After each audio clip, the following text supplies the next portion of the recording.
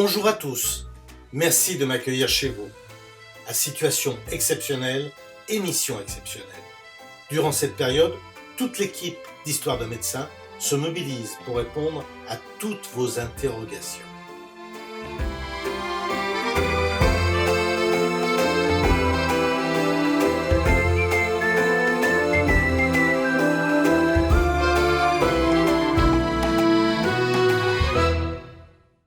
Nous avons vu que le confinement pouvait avoir des effets indésirables. Alors, voyons ensemble, dans le détail, quelques pistes pour lutter contre les effets négatifs psychologiques du confinement. D'abord, obtenir des informations vérifiées et précises.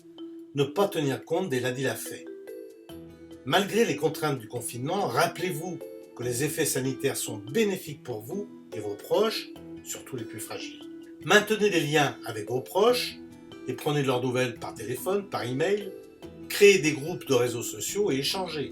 N'écoutez pas les informations en boucle, car augmente l'anxiété, surtout pour les enfants, mais aussi pour les adultes. Trouvez des idées pour valoriser le temps. Ça peut être l'occasion de se consacrer à des activités souvent remises à plus tard. Lire, écrire, trier des photos qui peuvent être regardées en famille, par exemple. Et puis, faites des projets pour l'après-confinement.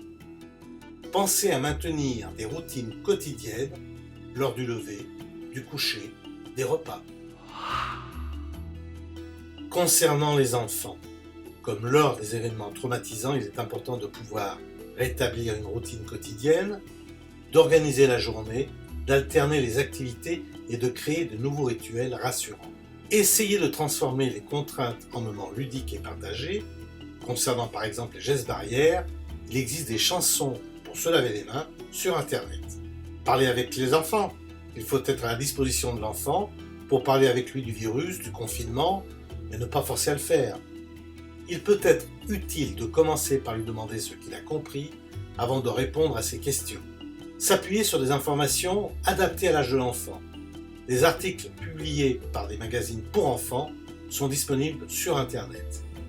S'adapter à son profil si l'enfant a des troubles particuliers, par exemple l'autisme, les troubles de l'attention et autres.